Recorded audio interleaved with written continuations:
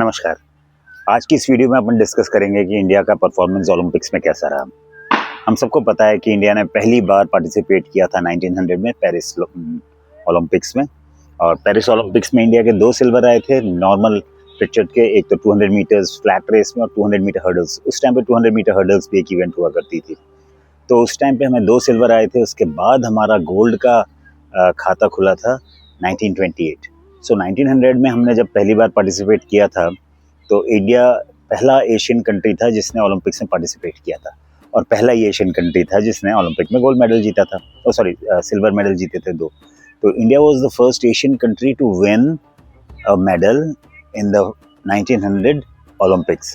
उसके बाद 1928 में जो एम्स्टर्डम में हुए थे ओलंपिक्स, उसमें हॉकी का गोल्ड आया था।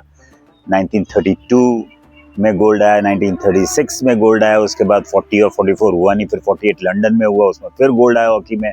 52 हेलसिंकी में फिर गोल्ड मेडल आया, 56 मेलबर्न में फिर गोल्ड आया, और उसके बाद टोक्यो के अंदर इंडिया का सिल्वर मेडल आया था 64 के अंदर, रोम 60 के अंदर।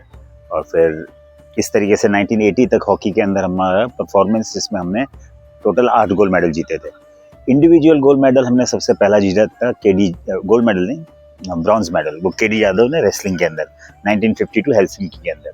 और पहला इंडिविजुअल गोल्ड हमने जीता 2008 में अभिनव बिंद्रा के उसमें। 2004 में राज्यवर्धन राठौड़ को सिल्वर मेडल आया था, कर्नल राज्यवर्धन राठौड़ को शूटिंग के अंदर। और 1980 में हॉकी में इंडिया को लास्ट गोल्ड मेडल आया था एज अ टीम इवेंट। उसके बाद से इंडिया को गोल्ड मेडल नहीं आया।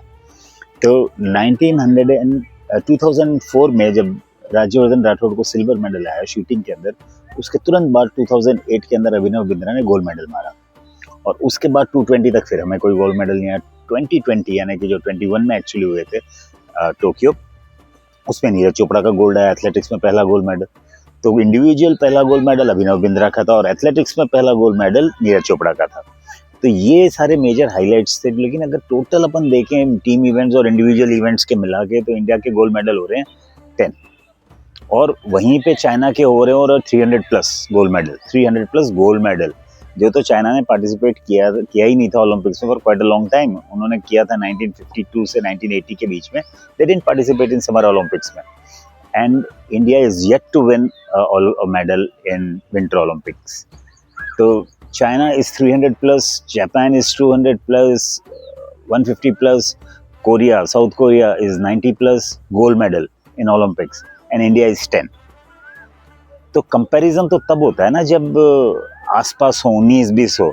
We cannot compare ourselves with China or Japan or Korea. Yes, but India फिर भी स्पोर्ट्स में एक चीज में नंबर 1 है। Can you guess what?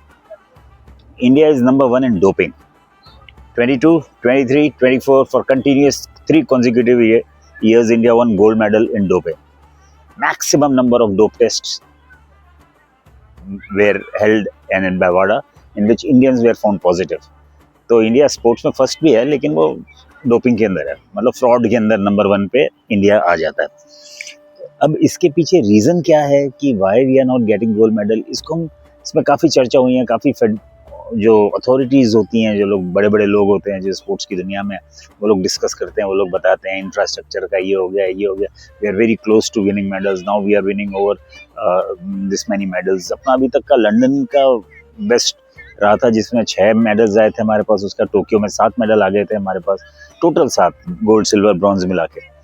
तो इस तरीके से अगर हम देखा जाए तो टोटल मेडल टैली में we are still lagging far behind, and doping we are number 1. So in Asian counterparts like China, Japan, Korea, India stands nowhere. तो इंडिया का चांस वहाँ पे तो आप भूल जाए, क्योंकि other countries are more than 20, 30, 40 times better than India.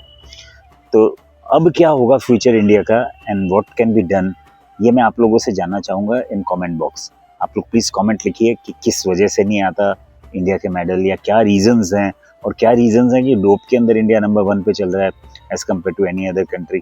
All these things you can write in comment box. We can go for an interactive session, and we can also put up our suggestions to the concerned authorities who might consider the suggestions from the general public.